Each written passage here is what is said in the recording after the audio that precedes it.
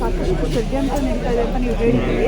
ಅದ್ರ ಜೊತೆಗೆ SIT ರಚನೆ ಮಾಡಿರುವಂಥದ್ದು ನನ್ನ ಮೇಲಿದ್ದಂತಹ ಕಳಂಕವನ್ನು ಈಗ ಕಡಿಮೆ ಆಗಿದೆ ಅಂತ ಹೇಳಿ ನಿನ್ನೆ ವೀರೇಂದ್ರ ಹೆಗಡೆ ಅವರು ನಾನು ನಿನ್ನೆ ಮಾತಾಡಿದ್ದೀನಿ.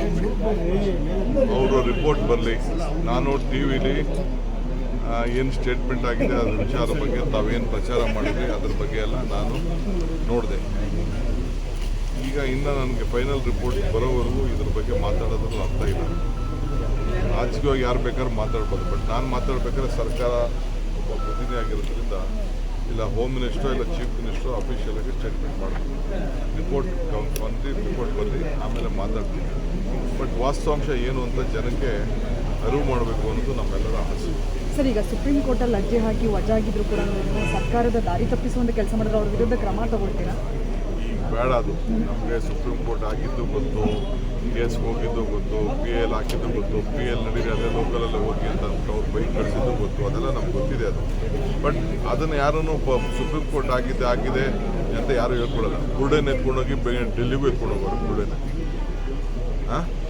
ಅದು ಕೂಡ ನಮಗೆ ಮಾಹಿತಿ ಇದೆ. ಬಟ್ ಅದನ್ನು ನಾವು ಅಧಿಕೃತವಾಗಿ ಡಿಪಾರ್ಟ್ಮೆಂಟ್ ಅವರೇ ನಮಗೆ ನೋಡಿ ಇದನ್ನು ತಿಳಿಸಿದೆ. ಅದನ್ನು ಸರ್, ಜಾತಿಗಳಿಗೆ ಕೊನೆ ಕ್ಷಣದಲ್ಲಿ ಪರಿಷ್ಕರಣೆ ಮಾಡಬೇಕು.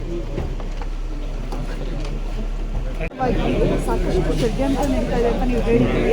ಅದ್ರ ಜೊತೆಗೆ SIT ರಚನೆ ಮಾಡಿರುವಂಥದ್ದು ನನ್ನ ಮೇಲಿದ್ದಂತಹ ಕಳಂಕವನ್ನು ಈಗ ಕಡಿಮೆ ಆಗಿದೆ ಅಂತ ಹೇಳಿ ನಿನ್ನೆ ವೀರೇಂದ್ರ ಹೆಗಡೆ ಅವರು ನಾನು ನಿನ್ನೆ ಮಾತಾಡಿದ್ದೀನಿ.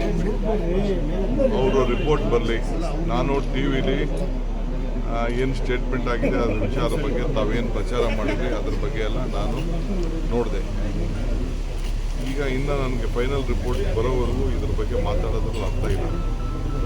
ರಾಜಕೀಯವಾಗಿ ಯಾರು ಬೇಕಾದ್ರೂ ಮಾತಾಡ್ಬೋದು, ಬಟ್ ನಾನು ಮಾತಾಡ್ಬೇಕಾದ್ರೆ ಸರ್ಕಾರ ಒಬ್ಬ ಪ್ರತಿನಿಧಿ ಆಗಿರೋದ್ರಿಂದ ಇಲ್ಲ ಹೋಮ್ ಮಿನಿಸ್ಟ್ರೋ ಇಲ್ಲ ಚೀಫ್ ಮಿನಿಸ್ಟ್ರೋ ಅಫಿಷಿಯಲಾಗಿ ಸ್ಟೇಟ್ಮೆಂಟ್ ಮಾಡ್ತೀನಿ.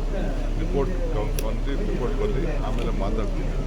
ಬಟ್ ವಾಸ್ತವಾಂಶ ಏನು ಅಂತ ಜನಕ್ಕೆ ಅರಿವು ಮಾಡಬೇಕು ಅನ್ನೋದು ನಮ್ಮೆಲ್ಲರ ಆಸೆ. ಸರ್, ಈಗ ಸುಪ್ರೀಂ ಕೋರ್ಟಲ್ಲಿ ಅರ್ಜಿ ಹಾಕಿ ವಜಾಗಿದ್ರು ಕೂಡ ಸರ್ಕಾರದ ದಾರಿ ತಪ್ಪಿಸುವಂಥ ಕೆಲಸ ಮಾಡಿದ್ರೆ ಅವ್ರ ವಿರುದ್ಧ ಕ್ರಮ ತಗೊಳ್ತೀರಾ? ಬೇಡ, ಅದು ನಮಗೆ ಸುಪ್ರೀಂ ಕೋರ್ಟ್ ಆಗಿದ್ದು ಗೊತ್ತು, ಕೇಸ್ಗೆ ಹೋಗಿದ್ದು ಗೊತ್ತು, PL ಹಾಕಿದ್ದು ಗೊತ್ತು, PL ನಡೀರಿ ಅದೇ ಲೋಕಲಲ್ಲೇ ಹೋಗಿ ಅಂತ ಅವ್ರು ಬೈಕ್ ಕಳಿಸಿದ್ದು ಗೊತ್ತು, ಅದೆಲ್ಲ ನಮ್ಗೆ ಗೊತ್ತಿದೆ ಅದು. ಬಟ್ ಅದನ್ನು ಯಾರೂ ಸುಪ್ರೀಂ ಕೋರ್ಟ್ ಆಗಿದೆ ಅಂತ ಯಾರು ಹೇಳ್ಕೊಡಲ್ಲ. ಬುರ್ಡೆನ ಎತ್ಕೊಂಡೋಗಿ ಡೆಲ್ಲಿಗೂ ಎತ್ಕೊಂಡು ಹೋಗೋರು ಬುರ್ಡೆನ. ಅದು ಕೂಡ ನಮಗೆ ಮಾಹಿತಿ ಇದೆ. ಬಟ್ ಅದನ್ನು ನಾವು ಅಧಿಕೃತವಾಗಿ ಡಿಪಾರ್ಟ್ಮೆಂಟ್ ಅವರೇ ನಮಗೆ ನೋಡಿ ಇದನ್ನು ತಿಳಿಸಿದೆ. ಅದನ್ನು ಸರ್, ಜಾತಿಗಳಿಗೆ ಕೊನೆ ಕ್ಷಣದಲ್ಲಿ ಪರಿಷ್ಕರಣೆ ಮಾಡಬೇಕು.